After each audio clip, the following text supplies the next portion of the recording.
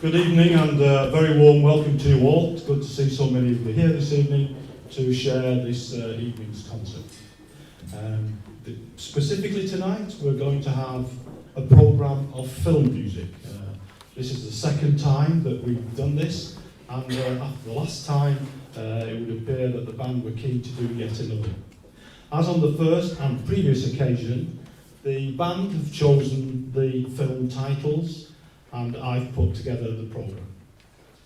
Our journey begins in 1952 and takes us through to year 2012.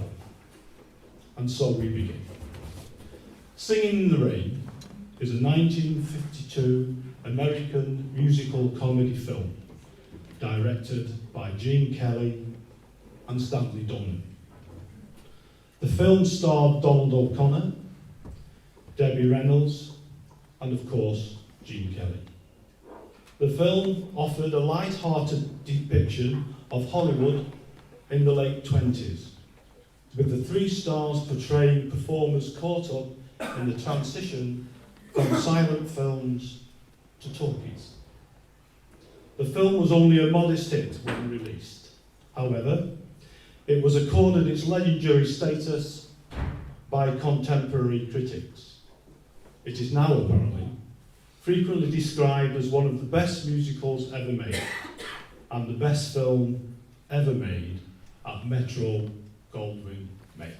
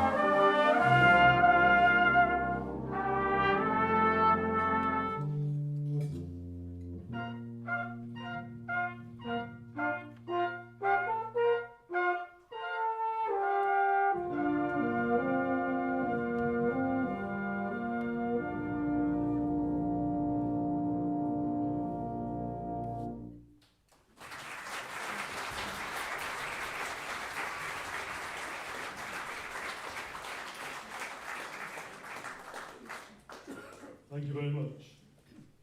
Breakfast at Tiffany's starred Audrey Hepburn in 1962. During that film, a song, Moon River, was specifically written for Audrey Hepburn. The music was written by Henry Mancini. The music, Moon River, has often been recorded and used again in 1989 in the film Born on the 4th of July. A film depicting more stories of the Vietnam War and starring Tom Cruise in a performance which earned Cruise his first Academy Award nomination. So here we are, Moon River.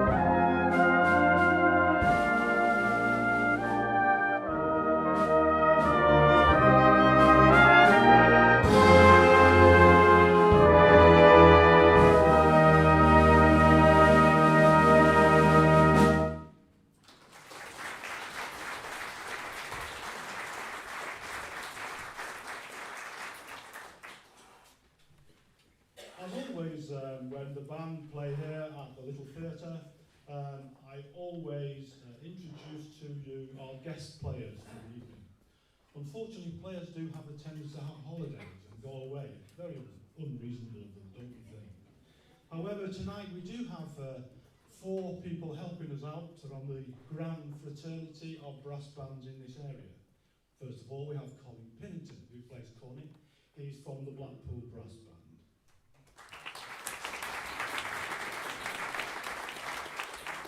On trombone, we have Mark Nolan. He's from the Brindle Band.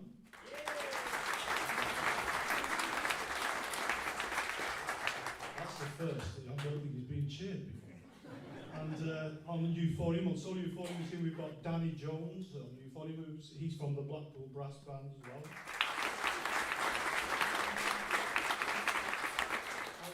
my pleasure to introduce to you Wayne Fylde, who plays flugelhorn. He's from the King's Division Band.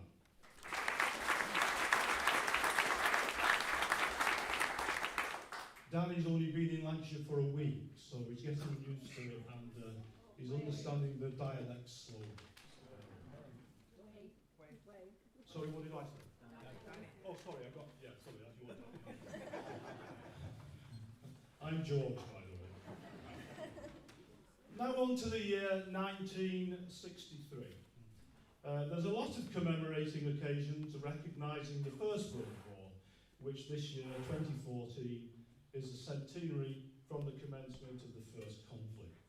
However, our next piece of music part of film trail from the Second World War.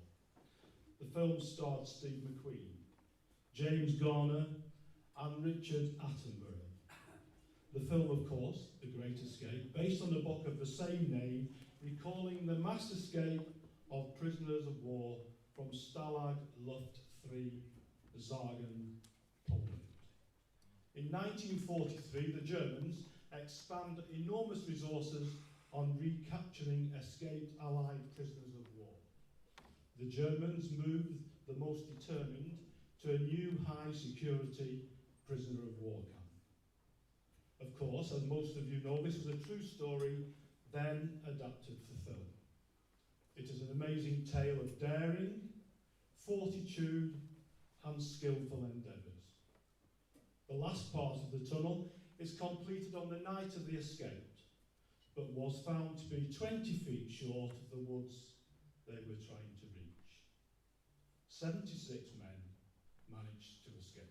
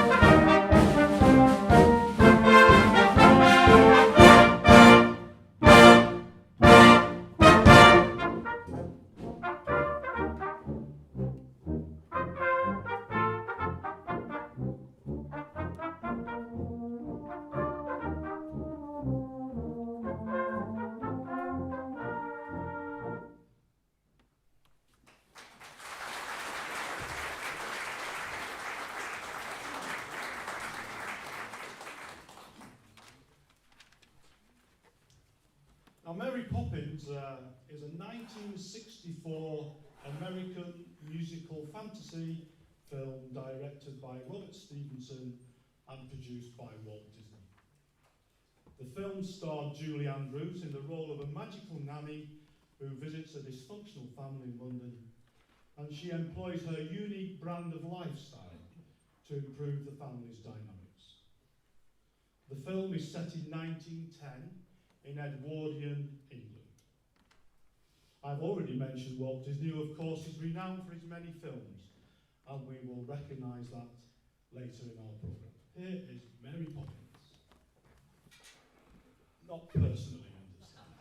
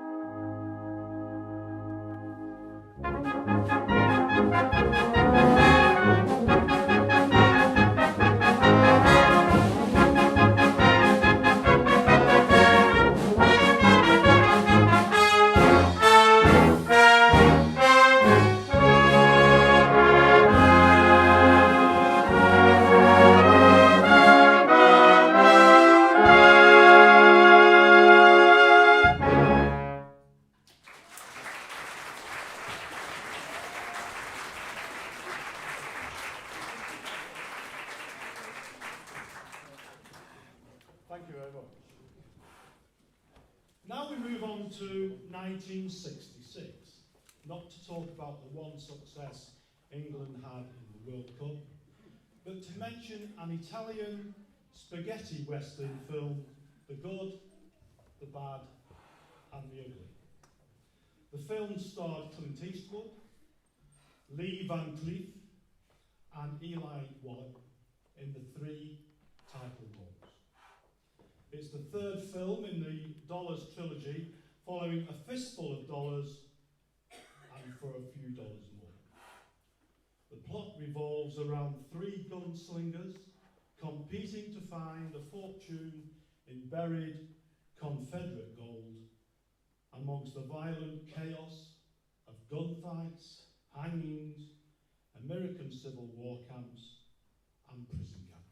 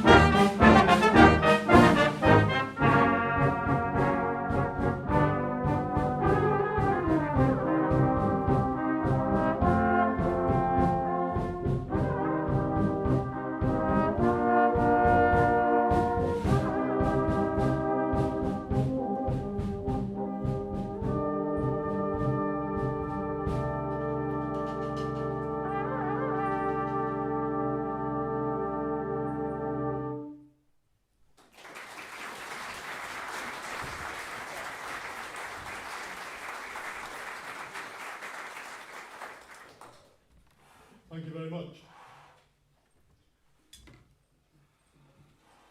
Also in 1966 was the first Batman film.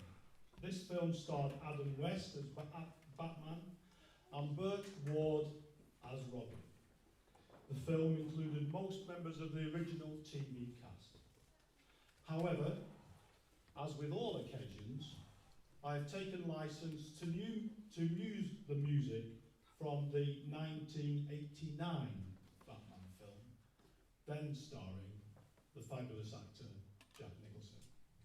As with all plots with Batman and Robin, dangers lurk around every corner. But in the end, good always prevails, and Batman and Robin, superheroes, win the day.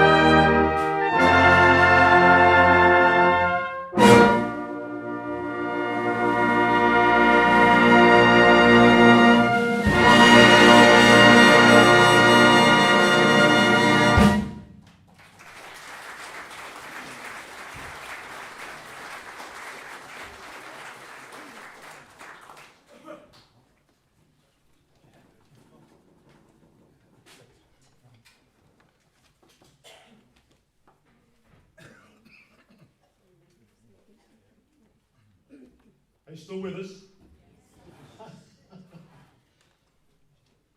Where Eagles Dare is a 1968 World War II action film starring Richard Burton, Clint Eastwood and Mary Ewell. Alistair MacLean wrote the novel and the screenplay at the same time. It was his first screenplay, both film and book became a commercial success. The plot of the film is written in the winter of 1943 to 44, when the US Army Brigadier General George Carnaby, the chief planner of the Second Front, is captured by the Germans when his aircraft is shot down en route to Crete. He is taken for interrogation to the Schloss Adler, a fortress high in the Alps of southern Bavaria. A team of commandos led by Major John Smith, Richard Burton, have a mission to rescue General Carnaby before the Germans can interrogate him. Unfortunately, there were many historical inaccuracies in this film. For example, a helicopter seen at the start of the film was an American Bell 47 that entered US military service in 1946. The Luftwaffe never had such aircraft. There were also other inaccuracies regarding uniforms, etc. However, the film earned $6.5 million in rentals at the North American box office during the first year of release. It was the seventh most popular film at the UK box office in 1969.